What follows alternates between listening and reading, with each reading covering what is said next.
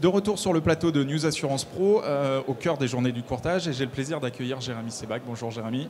Bonjour Thierry. Et Jérémy, vous êtes le président de SPV, courtier grossiste SPV. Est-ce qu'on peut revenir un peu sur votre activité 2017 et le trend de 2018? Est-ce que c'est aussi autant une réussite que l'année dernière?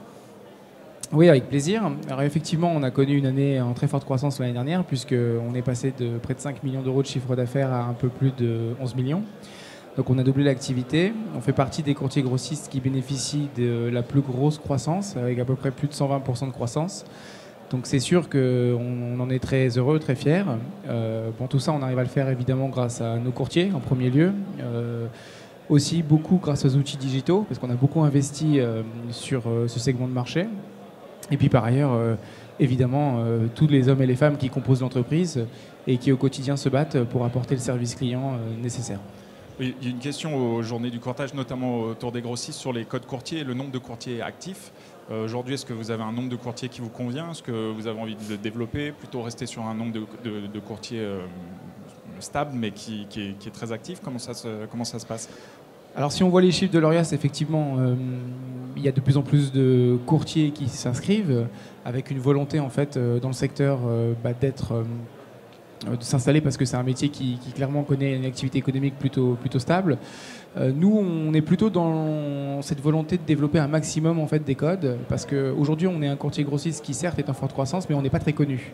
On ne nous connaît pas beaucoup, on n'a que 800, voire ça augmente progressivement parce qu'on code presque 30 nouveaux courtiers par mois. Donc on est entre 800 courtiers actifs sur 24 mois. 500 courtiers actifs sur 12 mois. Voilà, donc on a une ambition de passer à 1500 courtiers, donc clairement on est dans une volonté d'activer des codes régulièrement. Vous avez signé quelques acquisitions ces derniers mois. Est-ce que c'est encore quelque chose qui est dans votre pipe? Est-ce que vous regardez d'autres choses sur le marché?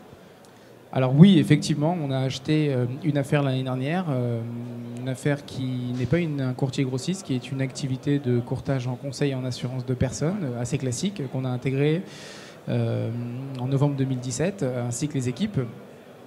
Alors on est beaucoup connu sur la croissance organique, effectivement, et c'est vrai que là-dessus on a fait nos preuves, on se débrouille pas trop mal.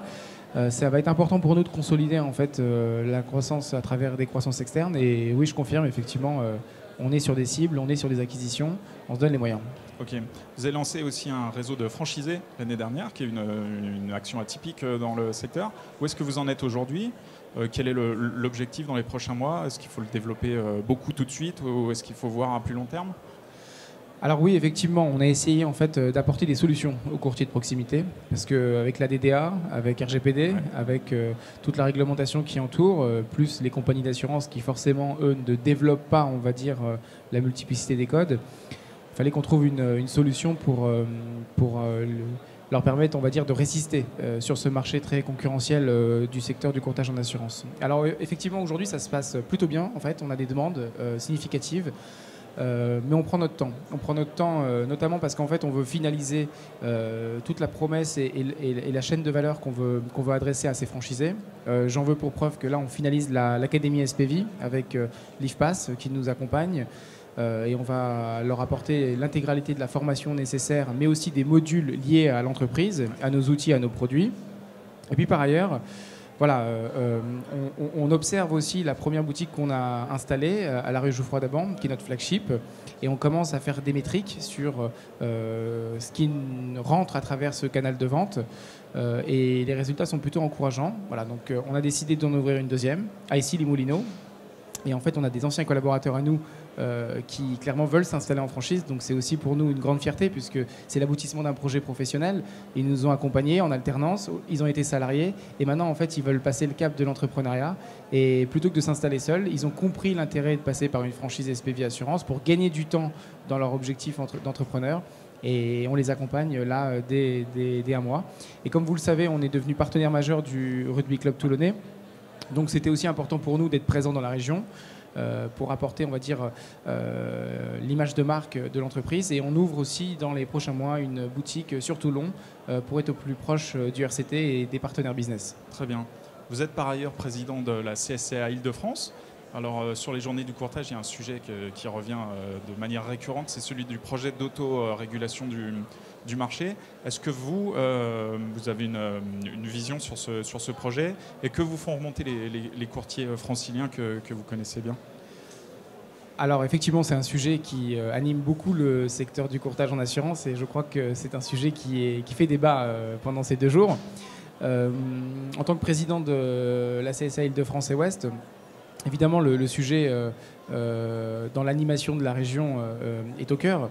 Alors c'est plutôt au national que c'est traité. Personnellement, moi je trouve que c'est plutôt une bonne chose parce que l'autorégulation va permettre d'apporter une normalisation des métiers, d'accompagnement, ce que par exemple le courtier grossiste fait déjà. Aujourd'hui on essaye d'accompagner justement sur la DDA, sur le RGPD, tous nos courtiers de proximité parce qu'ils sont relativement isolés.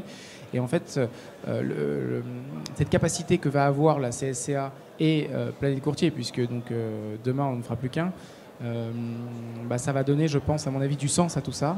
Et c'est plutôt une bonne chose. Aujourd'hui, vous dire si les courtiers franciliens reviennent vers nous, ils sont interrogés. Ils se posent des questions, savoir comment ça va se passer. C'est un peu tôt pour leur répondre. Et encore une fois, je pense que le national est bien au fait du sujet et il y aura des communications régulières qui vont être données. Très bien. Merci Jérémy Sebag. Merci beaucoup. Merci à vous et je vous donne rendez-vous sur newsassurancepro.com pour retrouver l'ensemble de nos vidéos.